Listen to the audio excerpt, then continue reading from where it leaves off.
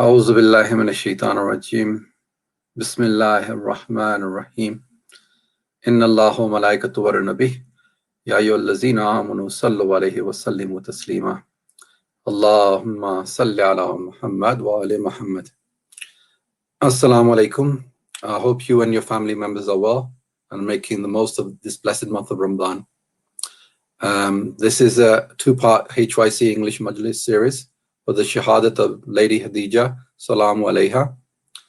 Our guest speaker for this evening is Sayyid Farazdaq Razavi. I would like to thank you all for taking the time out to attend this majlis, and I understand after a long day of fasting, it takes some commitment to join an online program like this. It's great to see you participating, so yeah, thank you again. Before I request Sayyid to commence this lecture, I have a couple of messages that I'd like to go through.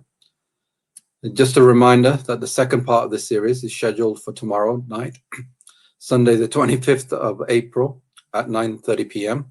with Maulana Sayyid Muhammad Rizvi. Please try to attend this program and please let others know as well. This sponsored program is live both on Facebook and YouTube. So please check these out to see other programs that the Dara has been running during Ramadan and any other programs throughout the year. I would recommend that you subscribe to each of these channels so that you don't miss out on any content that you haven't seen already. You can also contact us via these channels through the Idara website or via email hyc@hussainia.org.uk. We welcome your feedback and suggestions for future events. So please, if you'd like to sponsor an event or volunteer time for HYC, yeah, just let us know. Yeah, so thank you again for your time. And without further ado, I'd like to welcome Sayyid Razavi with a loud salawat. Allahumma salli ala Muhammad wa ali Muhammad. Bismillah, Sayyid. Thank you very much for coming. Fatiha. Bismillah.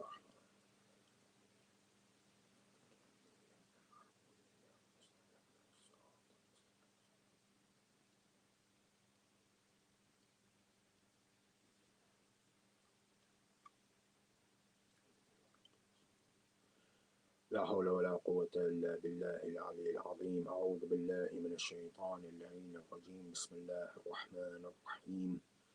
الحمد لله رب العالمين والعاقبة للمتقين والجنة للموحدين والنار للملحدين والصلاة والسلام على سيد الأنبياء والمرسلين حبيبنا الممجد أبي القاسم المصطفى محمد صلى على محمد وعلى آل بيته الطيبين الطاهرين المعصومين ولعنة الله على أعدائهم وقاصد حقوقهم وقاتليهم أجمعين. أما بعد، فقد قال الله تبارك وتعالى في قرآنه المجيد والفرقانه الحميد قوله الحق. بسم الله الرحمن الرحيم. لكم دينكم ولي دين. صلوات. This ayat of the Holy Quran, which I had the honor of reciting in front of you, can be found in Surah Kafirun, in the last ayat of the surah, in which Allah subhanahu wa ta'ala states, "I then tell them that you shall have your religion and I shall have mine." Today, and over the past few nights and the next night, we are commemorating the wafat of Bibi Khadija salamu alayhi. Saying that we are commemorating the wafat, I would say, is incorrect. And in fact, we should be commemorating the Shahadat of Bibi Khadija salamu alayhi. Reason being is that though she may have died due to her weakness and illness, but that weakness was forced upon her by the kuffar of Quraysh. That when, after the Holy Prophet had announced Islam in the and the Quraysh started to sanction those who had accepted Islam, the Bani Hashim and the followers of the Holy Prophet. And then it did not stop there, but they sent the Holy Prophet and his followers into exile into Sheikh Abi Talib. It was here that due to the lack of food, not just Bibi Khadija, but Hazrat Abu Talib also would give their share of the food to the children, whilst themselves they would eat leaves. And due to that, Bibi Khadija fell ill and became weak. It reached a stage where she passed away. But the ayat which I chose as my topic, Lakum Deenakum Waliya Deen, is directly related to how we treat Bibi Khadija Salamullah alayhi and the Ahlul Bayt alayhi salam. That the two defenders of religion at a time when the Holy Prophet, as Muhammad sallallahu alayhi wa sallam, was alone, are none other than Bibi Khadija Salamullah alayhi and Amir al-Mu'mineen Ali ibn Abi Talib alayhi salam. I would say that Islam exists today because at that time it was the finances of Bibi Khadija Salamullah alayhi and the sword of Amir al-Mu'mineen Ali ibn Abi Talib that defended the Holy Prophet at all costs. When we talk about, you all know the title of Bibi Khadija is Malikatul Arab, the Queen of Arabia.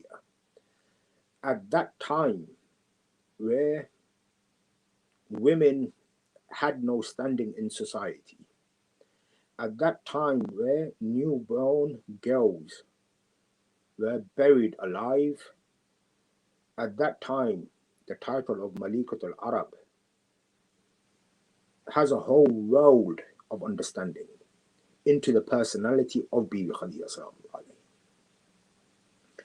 And the finances of Bibi Khadija did not end with her martyrdom, but history states that it was Bibi Khadija sallallahu alayhi's finances which helped establish the government of the Holy Prophet Hazrat Muhammad sallallahu alayhi wa sallam in Medina. There are numerous incidents and anecdotes in regards to Bibi Khadija sallallahu alayhi and her finances. I'd like to mention two. The first is that there came a time where there was a drought in Mecca and the Holy Prophet came home worried. Bibi Khadija asks the Holy Prophet Muhammad sallallahu alayhi wa sallam that, why is it that you look so worried? The Holy Prophet replied that there is a drought in Mecca. The people are not able to feed themselves, they have no finances, yet I am ashamed to ask you for your wealth. But at the same time, I'm afraid of Allah subhanahu wa ta'ala that I should do nothing. Hearing this, Bibi Khadija sallallahu alayhi came into the square and started to throw all her finances, gold, onto the streets. Abu Bakr narrates this incident and he states that the amount of gold and currency that Bibi Khadija sallallahu alayhi threw onto the floor was such that it was out of my financial intellect to be able to calculate the amount which was thrown. Bibi Khadija stood up and turned towards the community and said, be my witness that everything that I have given is for the sake of Allah subhanahu wa ta'ala. And I am at ease in whether the Prophet Hazrat Muhammad sallallahu alayhi wa sallam spends it or whether he does nothing with it. I am at ease because I have given everything for the sake of Allah subhanahu wa ta'ala. The second is after the migration of the Holy Prophet Muhammad sallallahu alaihi wasallam to the city of Medina. When he arrived, the first act that the Holy Prophet, or the first order that the Holy Prophet gave, was the building of a mosque. Naturally, to build a mosque, you need a place. The Holy Prophet said that I will release my camel, and wherever the camel stops and sits is where the masjid will be built. As he let go of the camel and the camel walked, he reached a stage where it sat down. The land on which the camel sat down was owned by two orphans. The Holy Prophet called the orphans and said that I wish to buy this property, this land off you. And he made a deal for 10,000 dinars. History says that 10,000 dinars was that which Bibi Khadija salamu alayhi had left behind. And that is not all. History also says that the Ashab al-Sufa were also helped with the finances of Bibi Khadija salamu alayhi. Yet unfortunately, the Muslim world is such that when we look towards Bibi Khadija salamu alayhi, she is still being oppressed today. We see that the books of the Muslims have only narrated one hadith from Bibi Khadija salamu alayhi. And from his other wives, from Aisha, they have narrated over 7,000 hadith. This is something, for me personally, logically it does not make sense. Reason being that the time that the Holy Prophet spent in Mecca, from the day he announced his prophethood and the religion of Islam, up until the time of Bibi Khadija's martyrdom, the Holy Prophet did not marry anyone else. He was only married to Bibi Khadija salamu alayhi. And at that time, the Holy Prophet did not have an Islamic government, nor was the Jamaat prayers accessible at that time. Therefore, majority of the time that the Holy Prophet spent was at the house with Bibi Khadija salamu alayhi. And it is during this period that majority of the laws, Islamic laws, were revealed.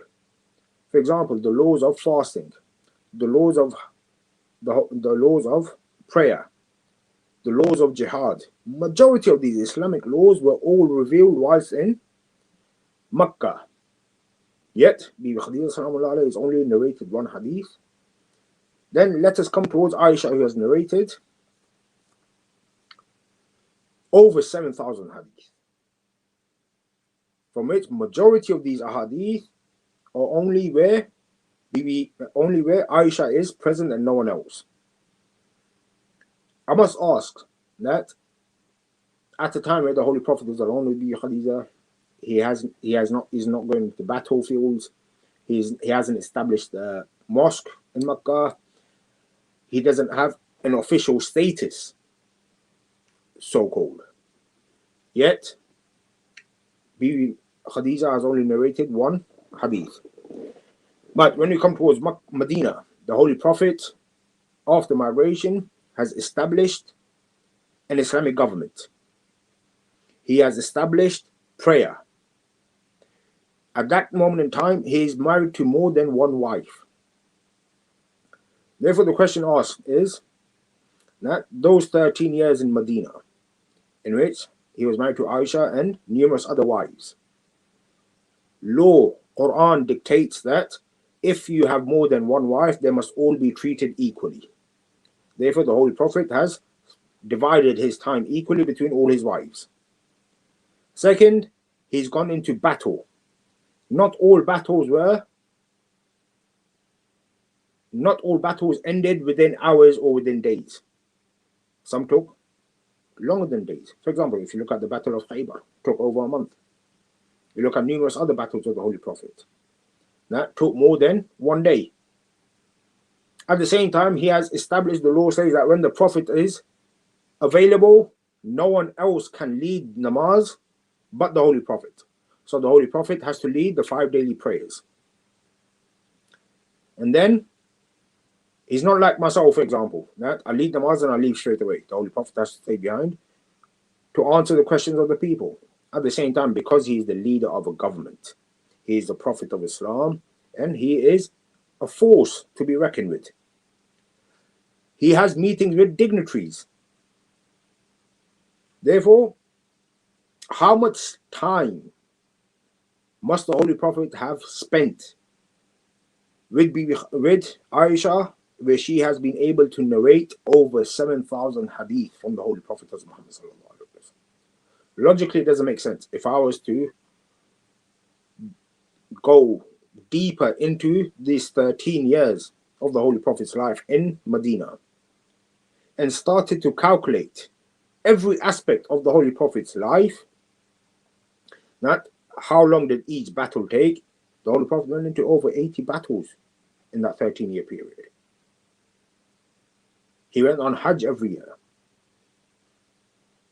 Therefore, we must ask ourselves that if we calculate every aspect of the Holy Prophet's life, that those aspects which are public, where he spent time in the public, for example, going to the battle, spending time in Masjid Nabawi, the events of Mubahila, the events of Khaybar, and numerous others. And then calculate how much time he ended up spending with his wives. Logically, does it make sense that Aisha had that much time with the Holy Prophet where she's able to narrate 7,500 hadith? And then we go back to that period where the Holy Prophet would preach his religion in secrecy within a few numbers which can be counted on our hands. The rest of the time was spent with Bibi Khadija sallallahu alayhi, or Janab Abu Talib, or Amir al-Mu'minin Ali ibn Abi Talib alayhi salam. Yet, we say that only one hadith is narrated from Bibi Khadija sallallahu alayhi. This is the oppression which still continues to date against Bibi Khadija sallallahu alayhi. Our responsibility. And now it makes sense, lakum dinakum waliya din, that I will remain steadfast upon my religion and you can remain steadfast upon yours. For in my eyes, Bibi Khadija is the only Ummul Mu'mineen. And you have the ayat of the Holy Quran, Surah Wal-Duha, ayat number 8, in which Allah subhanahu wa ta'ala says, وَوَجَدَكَ عَائِلًا فَأَغْنَى. And did Allah not find you in want and make you be free from this want? All the Mufassirin of the Holy Quran write that this ayat is related directly to Bibi Khadija sallallahu alayhi and no one else. That when Allah found the Holy Prophet in need and in want, then he gave the Holy Prophet Bibi Khadija sallallahu alayhi so that he can be free from this want. And at the same time, Allah subhanahu wa ta'ala says in ayat number 11 of the same surah, وَأَمَّا بِنِعْمَتِهِ رَبِّكَ وَأَمَّا بِنِعْمَةِ رَبِّكَ فَحَدِّثْ. And as for the favor of your Lord, announce it. The favor of Allah subhanahu wa ta'ala to Bibi Khadija salam, or to the Holy Prophet was Bibi Khadija salam, was the finances which helped establish Islam today. That had it not been for Bibi Khadija salam, the Holy Prophet or Islam would have died within Islam would have died whilst taking its baby steps. Had it not been for Janab Abu Talib protecting the Holy Prophet, had it not been for Amir al-Mu'minin Ali ibn Abi Talib protecting the Holy Prophet and Bibi Khadija sallallahu finances, Islam would not exist the way it is today. Yet, what have we got to show for it? And I always say this, that whenever the non-Muslims ask us, or they paint all of us with the same paintbrush, that our women are powerless, our women are oppressed, point them towards Bibi Khadija sallallahu alayhi. Point them towards Bibi Fatima Zahra sallallahu alayhi. Now tell them that these are the women folk of Islam, not the other women that you see or in today's world. No. The women that Islam portrays are none other than Bibi Khadija sallallahu alayhi, and the women folk of the Bani Hashim and the Ahlul Bayt alayhi salam. Because you can't get no one better than them. But our responsibility is that we need to study them. If we are in need of defending our religion, then we must study. Because knowledge, specifically the knowledge that has been given to us by the Ahlul Bayt alayhi salam, is the greatest weapon of time. There is no greater weapon than the message of Islam and the message of the Ahlul Bayt alayhi salam. Today, unfortunately, people misquote ayats of the Holy Quran, misquote ahadith of the Ahlul Bayt alayhi salam, misquote ahadith of the Holy Prophet Muhammad sallallahu alayhi wa sallam. And on that note, I have a warning for ourselves. That in today's day and age of social media, whatever you read in regards to the Ahlul Bayt alayhim salam, whatever hadith you have which is associated to the Ahlul Bayt, make sure that you have verified the authenticity of the hadith before forwarding it on to others. Today, unfortunately, what we do is salawat.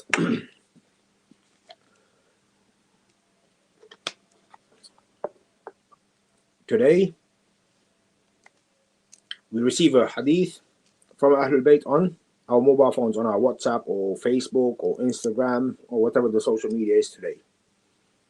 We see it, we read it, we like it, and we forward it on to numerous others without doing any research on the authenticity of the hadith.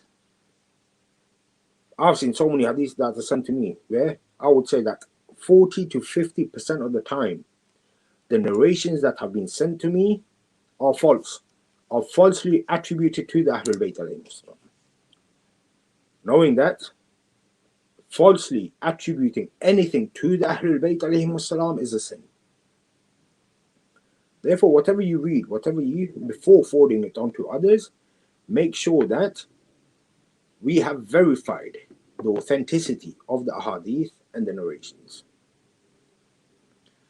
What's coming on to, once again, the topic, and that is women in Islam. We must understand, and we must be in a position where we are able to propagate that women in Islam within our school of thought, under the guidance of the Ahlul Bayt alayhim salam, women are highly respected within our societies. It is our responsibility that we make sure that our women, our mothers, our sisters, our daughters are educated as much as they are able to. And I'll give you examples which I've heard and seen with my own ears and eyes. That someone came to me, my son is studying in grammar school or a private school, and I'm spending X amount of money in the thousands on his yearly fees. I asked them, do you have any daughters? They go, yes. Oh, well, so do you send your daughters to private school as well or grammar school? They go, no, we send them to the local government school. Why? Because in their mindset, they have that thought that our daughters at one day are going to get married. They're going to lead their own household. What is the point in them studying? You must realize that if your daughters are educated, are knowledgeable, at the time when they become mothers, they are able to educate their offspring. They're better able to guide them and advise them in today's day and age. And more importantly, specifically in regards to Islam, make sure that you educate yourselves. It's not just for the sisters, but on the ladies, but also for the men. Now, when it comes to Islam, you have the hadith of Muhammad Baqir Islam, tafaqquh fi din, that become thinkers within your religion.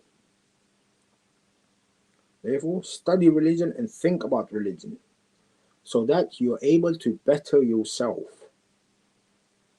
We can only better ourselves through religion because the religion of Islam is ever eternal. Our time on this earth is temporary. It's not eternal. Islam is eternal. Islam will remain until and after the Day of Judgment. The Holy Prophet, the Ahlul Bayt alayhi salam. Therefore, whatever we do on this earth, make sure that it is within the boundaries of Islam. So that we not only safeguard ourselves in this world, but also in the hereafter. Study for our sisters, for our lady, women. Study the women of the Ahlul Bayt alayhim salam. Study al-Mu'mineen Bibi Khadija sallallahu alayhi. Study Bibi Fatima Zahra. Study Bibi Zainab. Study all the women of folk of the Bani Hashim. And at the same time, this message is also for the men. Study the women folk.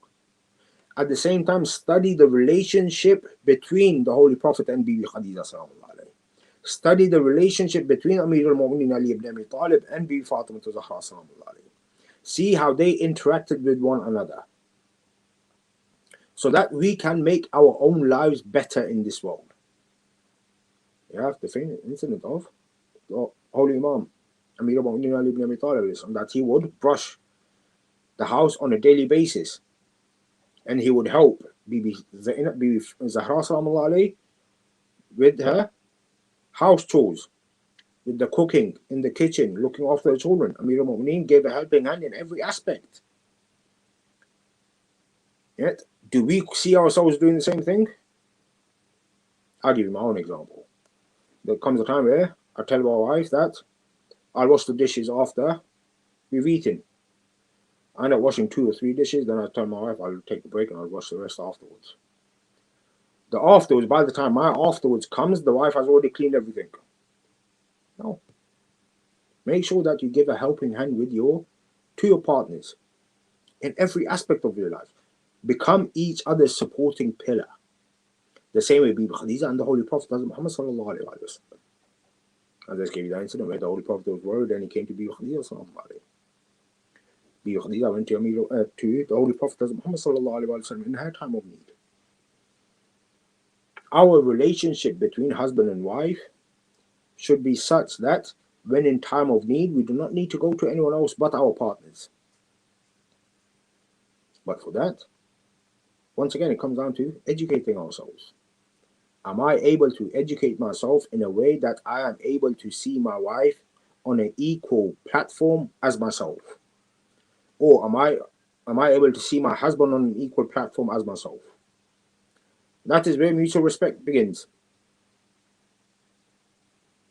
At the same time, that respect or the way you treat your wives in public should also be the way that you treat your wives and your husbands in privacy. In the privacy of your own home, do you speak to your wife or your husband in the same way that you would speak to them in public? That is something that you must ask yourself, or we must ask ourselves. That, am I treating my partner the same way as I am in private as I am in public or not? You look at the Holy Prophet, you look at Amir al-Mu'mineen, you look at the Ma'asumeen alayhim salam, and their life history biographies are all available to read, to study, to see how they spent time with their partners, how they helped raise children, for example, how they helped with the household chores, and every other aspect. This is something that we must ask ourselves. Salawat.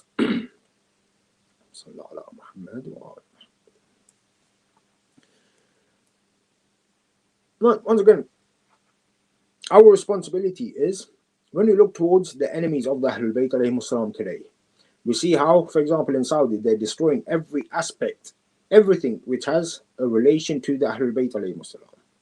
For example, you go to Makkah, the house of Bibi Khadija sallallahu has been destroyed. You look at the grave of Bibi Khadija sallallahu. There's no marking, no signs, nothing. If you were to ask the shurtas or the mutawas who are at the gate and ask them that where is the grave of Bibi Khadija sallallahu, the time I said that the grave of Bibi Khadija is wherever you go. I've witnessed this myself. 2013 or 14, I went to Umrah, and just for the sake of it, asked in Jannat al-Baqi, asked the Mutawwa, right? Where are the graves of Imam Hassan and Bibi Fatima? They looked at me with arrogance and said, their graves is wherever you want. And another example was in Jannat al-Mu'alla, where Bibi Khadija sallallahu alayhi is buried. And I asked them that, where's the grave of Bibi Khadija sallallahu alayhi? You trying to answer? I don't know. Oh, so what are you standing here for then? Right? They try to hide. This is what I've personally noticed, that they try to hide everyone and everything which has a positive attribute to Islam. For example, in regards to Bibi Khadija, you cannot not find one negative sentence in regards to Bibi Khadija in her relationship to Islam with the Holy Prophet Muhammad sallallahu alaihi wasallam. This is why I say that it is only Bibi Khadija of all the wives of the Holy Prophet who has the right to be called al-Mu'mineen, and no one else. The same way that the title of Amir al-Mu'mineen Ali ibn Abi Talib is specifically for Imam Ali and no one else. A famous incident of a companion of Imam Ja'far al-Sadiq al-Islam came to visit Imam Ja'far al-Sadiq, and he greeted Imam Ja'far al-Sadiq al-Islam by saying, Assalamu alaykum ya Amir al-Mu'mineen. Imam Ja'far al-Sadiq got upset and admonished his companion by stating that, never call me Amir al-Mu'mineen again, for this title is only for my grandfather Amir al-Mu'mineen Ali ibn Abi Talib al-Islam. And I'm of the opinion that this is exactly the same in regards to using the term al-Mu'mineen. Now the term al-Mu'mineen can only be used for Bibi Khadija sallallahu alayhi and no one else, because no one else is worthy of it. Yes, there are wives of the Holy Prophet who are on the right, who are guaranteed heaven, but they still cannot be called al-Mu'mineen. Al-Mu'mineen is the only title of Bibi Khadija sallallahu alayhi, no one else. This is something that we must propagate to the rest of the world, that these are the women folk of Islam, these are the men of Islam. And if we were to ever defend our religion, we can only defend them through the Ahlul Bayt alayhim salam. We cannot defend Islam through anyone else. Today we are gathered to commemorate the martyrdom of Bibi Khadija. There came a time where Bibi Khadija is on her deathbed. She's so weak that she can barely speak. She calls for her daughter, Bibi Zahra salamullah alayhi, places her head upon her chest and starts to caress, and says to Zahra, "O Zahra, I will no longer be with you, but you have a responsibility to your father, Rasulullah sallallahu alaihi wasallam. And I'd ask you to ask your father that abba that he uses, that he wears, he uses that as my coffin." I must say, O Bibi, you had the coffin, which was the abba of the Holy Prophet. You had the ghusl given to you by the Holy Prophet. You have the loved ones surrounding you.